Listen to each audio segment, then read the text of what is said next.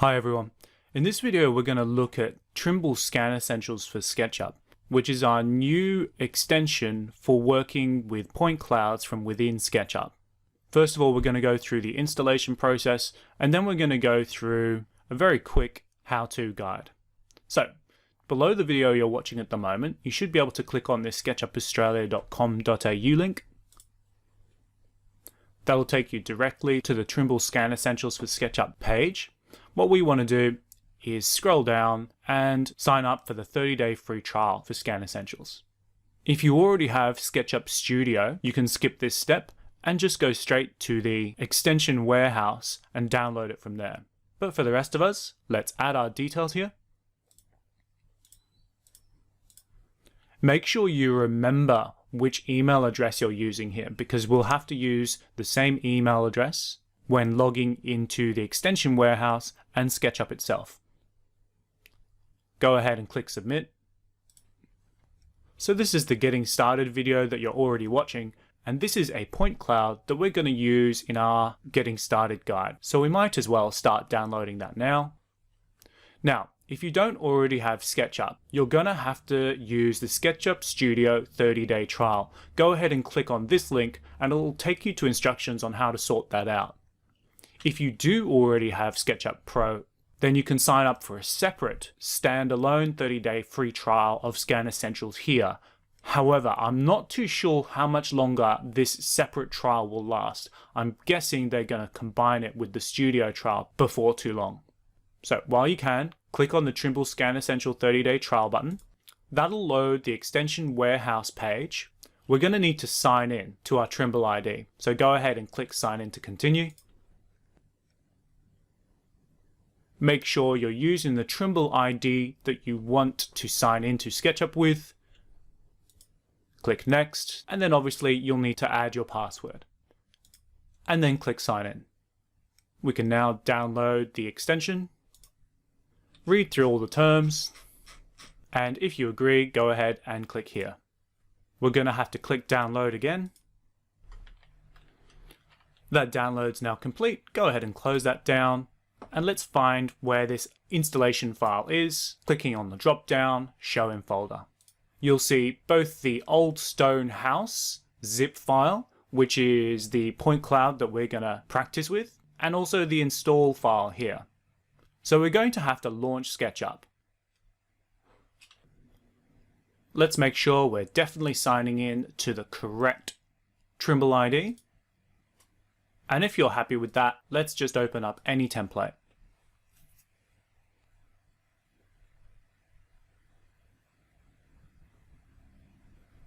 Now for the installation, let's go to Window, Extension Manager. We're looking for Install Extension. And then just double click on the Scan Essentials installer file here. There's another EULA we'll have to read through. And if you're happy, click accept. Here we're being asked if we also want to install Scan Essentials for layout. If yes, go ahead and click yes. None of that should take too long, and as you can see now, the Trimble Scan Essentials extension has now been installed. We can go ahead and close this window down if we want. Just remember that you can always enable and disable extensions from this page. Closing this extension manager down. And I'm just going to add the Trimble Scan Essentials to my dock here. We no longer need the installation file, so I'm going to go ahead and delete it. This zip file that we've downloaded though, let's put it into a folder. I've created a Scan Essentials Getting Started folder here. And I'm going to extract this into this folder. And we end up with this LAS point cloud. Let's load up that point cloud. Going back to SketchUp, click the File Open symbol here. Find the appropriate folder and select the old stone house file. You may have to play around with your options here if you're not finding it. But as you can see, there's lots of different scan types that can be entered. Go ahead and click open. Now, interestingly, what you're going to be asked to do is now save this file as an RWP file type.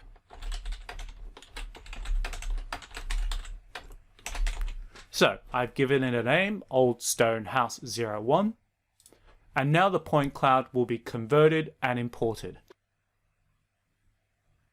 This is interesting. I'm being told that the point cloud is really far away from the origin, and I'm given the option to center it in the project. This might be because a global coordinate system has been used with the original point cloud. So in this case, I'm going to click yes.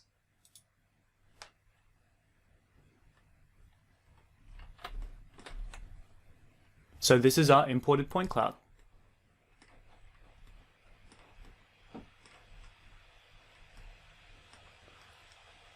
I'm going to go ahead and save this file now. File, save as, and save it into the project folder we've created.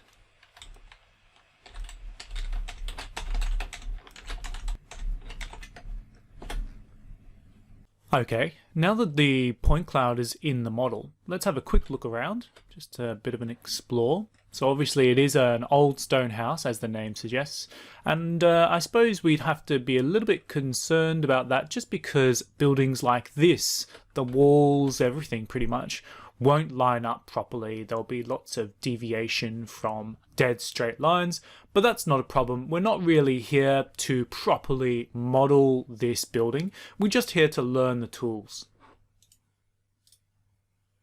The first thing I like to do when I start a project like this is to find a surface that I'm going to be using as the primary surface that I'm going to build the rest of my model around.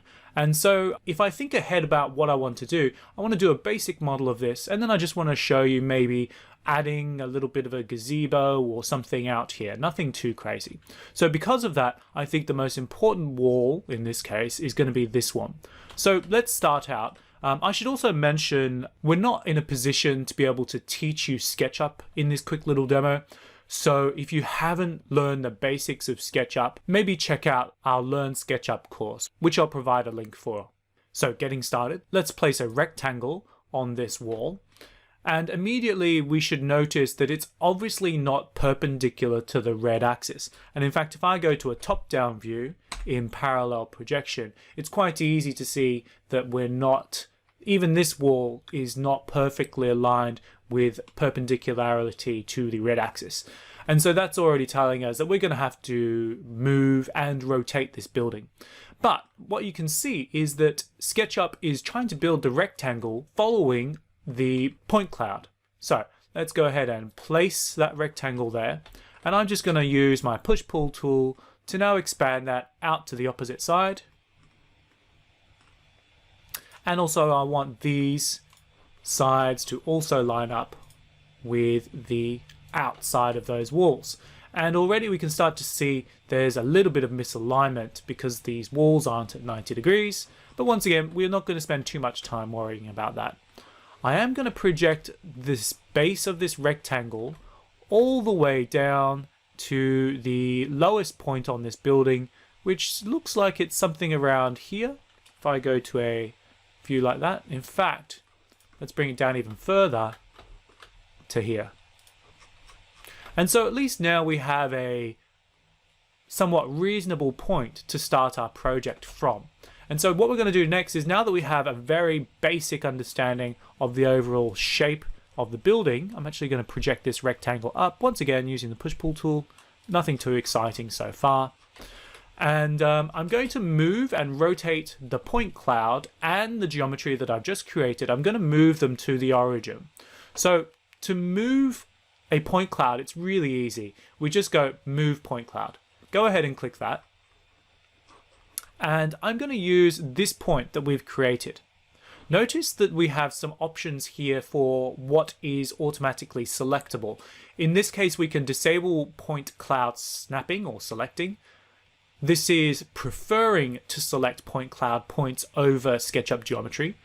And this is preferring to select SketchUp geometry over point clouds. In this case, we do want to select using the SketchUp geometry. So single click there. Notice the move operation has started And so I now want to place it at the origin. And I'm going to select all of this geometry, use the move tool to do exactly the same thing, move it to the origin, just so that the geometry and the point cloud continue to line up.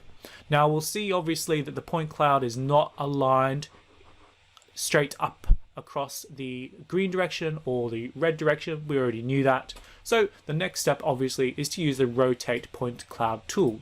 We're going to rotate about the origin, no surprises there. Make sure we are rotating in the blue or vertical direction, or around the vertical direction, using that geometry that we've created so that we can accurately move that point cloud. So it's exactly the same process as when you're using normal SketchUp geometry, which is why we are kind of skipping ahead a little bit, because the assumption is that you have got the basics of SketchUp down first before you start moving into using point clouds.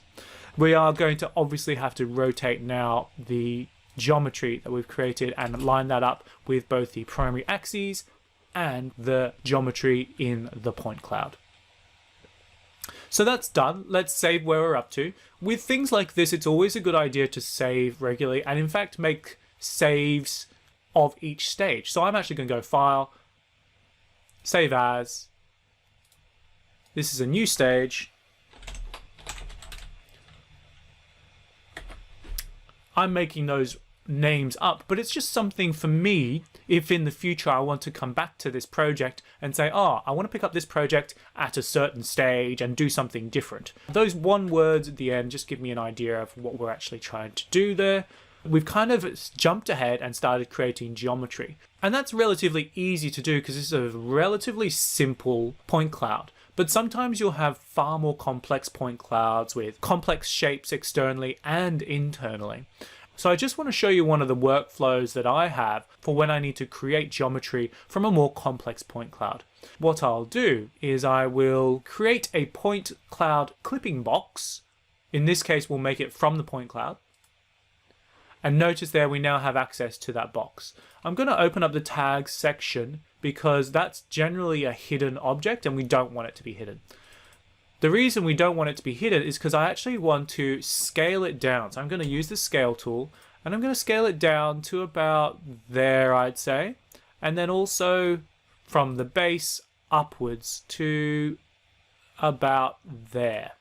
Now that looks like a very skinny little point cloud there, but I'll show you why that's important. Hiding this and also hiding the geometry. Notice what we have now. We kind of have like a section cut of the point cloud, and that allows us to go to our top-down view in parallel projection, of course, and we can see now far easier the outline of the building. And you'll see actually that some of it, I think, well, obviously these are denoting the position of windows and stuff. If you wanted to be far more accurate, you could now pull out the line tool and you'll notice straight away that the building doesn't even start at that point because the walls are changing position as they go higher. We can probably make that approximation. Green line.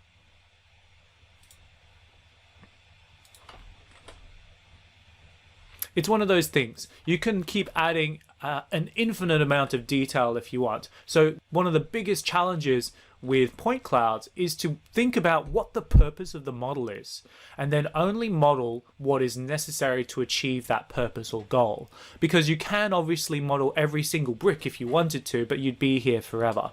So you can go through that level of detail, and then your wall here would be on the primary axis, but this one obviously isn't.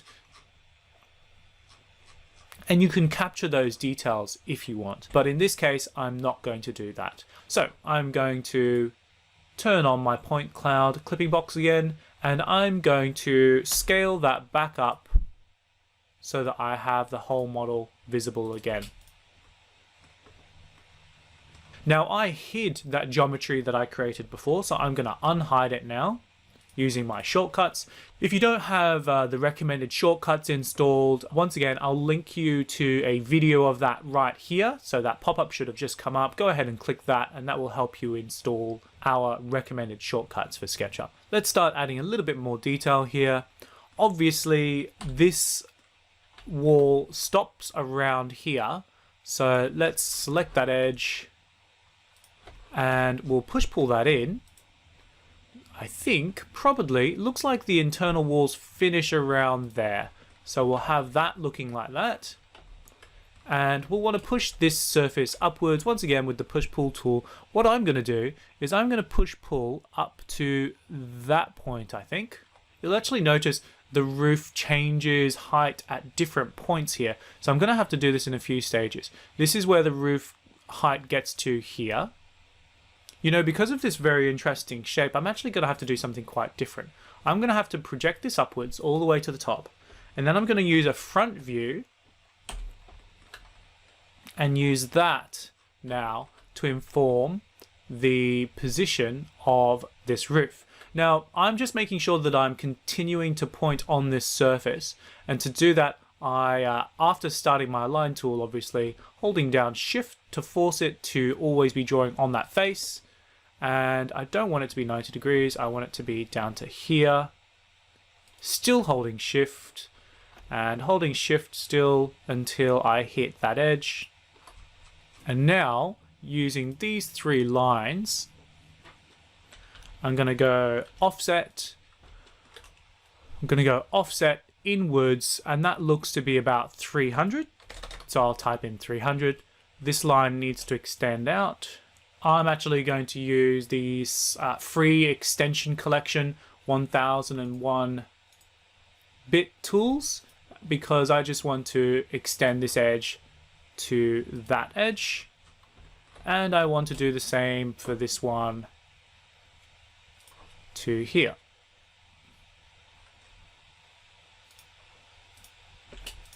Done. Now I want to remove that excess through here.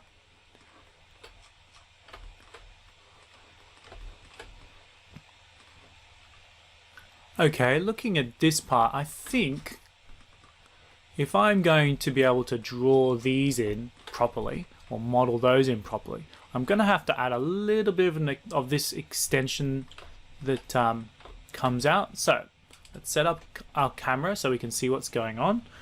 Draw a line. I'm just going to go in the red direction, blue direction, red direction. In this case, I'm going to go blue, but only so that I can do this and then that, and this line I'm going to extend out to there, and that should allow me to clear that up. I'm probably going to add a little bit more to that, and that should give us that surface there that I can now follow along that path, and then erase that. So that's the follow me tool along that path. Okay, that looks like we're now able to place these on here, which should be actually quite easy to do. So I'm going to, first of all, just choose a point up here. Notice it's chosen perpendicularity, which is great. That allows us to do that.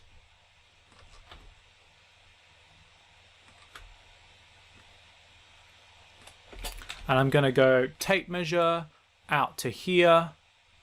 That looks like 2100. 2150. Let's go 2140. 2120 it is. And we'll do the same over this side. Unfortunately, they're not very well. When this was built, obviously, it's not symmetric at all. So let's just do this by eye then, because there's no point in putting in dimensions if nothing is lining up anyway. So we'll do that, and we'll do that, and erase this guideline because it's not really useful anymore.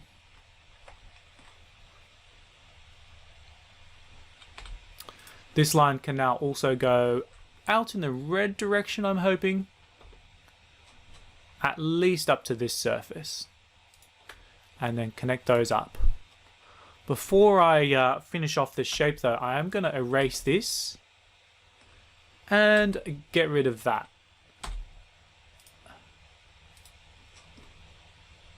Cool. So we'll have that shape in there now, and we'll do the same for the rest of these. I'm going to make a bit of a approximation here. I'm going to say that this object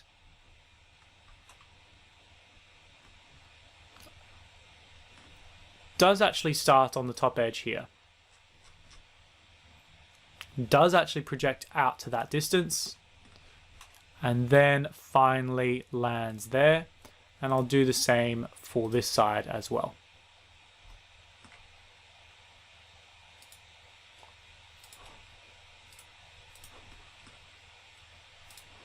Now, it shouldn't be any surprise that I need to delete the surface that's under there. So I hid and then hid that outside surface and then deleted the inside surface. Is that a straight line or is that just some point clouds? Okay, easy. Once again, I'm actually going to just be a little bit sneaky here and just now make a copy of this across to here with the expectation that although not perfect, the intention was that these would all be the same size. And in fact, I'm going to do something very similar over here. I'm going to copy this and paste it out here because I want to make it into a solid.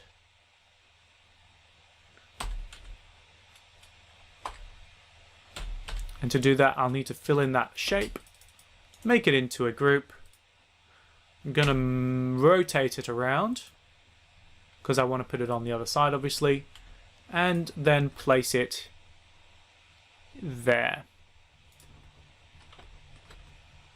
Once again, we can see that when this was built, it wasn't perfectly lining up. And in fact, in this instance, what we can do is I'm going to open up this group, hide the rest of the model, and I think actually I'm going to, because I want that origin to remain in place, I'm going to move this across to the right and then do it this way. Modify the position of this across in the green direction, and then also the position of this point over in the green direction as well. Hopefully that's allowed that to remain intact. It is. Leaving that group, it looks a lot better. And I'm going to do, select this whole object now because I am going to want to use the solid tools. Group that. Now it's not being detected as a solid group, that's not a problem. Let's use our solid inspector and find out what that is. Now it's fixed, perfect. Don't need solid inspector anymore. Okay, now I'm going to make a copy of this solid and place it here for obviously this part. And I could have made these components so that they match up, but to be honest, they're so irregular that it doesn't really match up. There's no point in making them identical components. And I'm not going to bother changing this one. What I am going to do is I'm going to combine these or create a union. And I'll do the same for this one here. So we now have our shapes starting to line up here. And obviously we'll need to place this on here. So once again, rectangle tool. Out to about, if I go to a back view here, making sure I am drawing on that face by holding shift. Actually, that's not going to work, is it? Because I'm not in the correct group. So let's open up the group and now place that rectangle. I almost made a classic mistake of trying to modify a group while not inside the group. So doing that again, aligning my camera, I'm going to align it to here. And then project that out to there, obviously. I'm also going to move this edge downwards, which will allow that roof line to be created in the vertical direction. That's looking about right. And I'll do the same over here. Still in the group, rectangle, looking for the start point, making sure I'm holding shift to guarantee that I am drawing on that surface. I should probably set up my camera first. Make sure I am drawing on that surface, perfect. And This does pretty much go down to the base, so why not just place it there and extend outwards until we hit that face. Same thing again with this edge, moving it vertically downwards.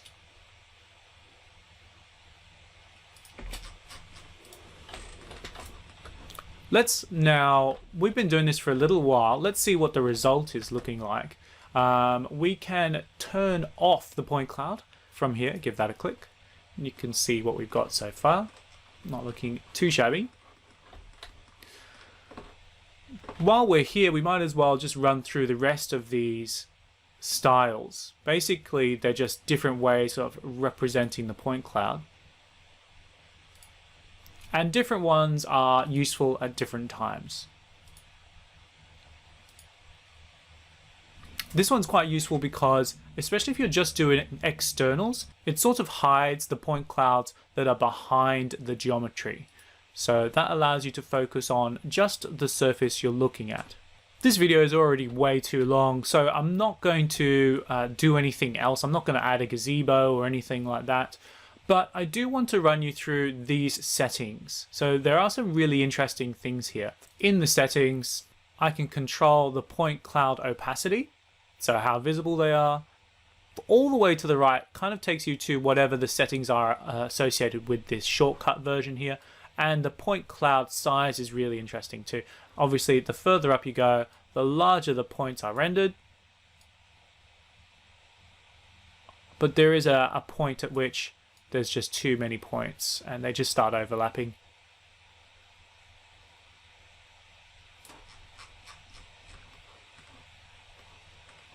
Okay, the density, that's actually not going to affect us in this model because we don't have so many points that we have to truncate the number of points that we have.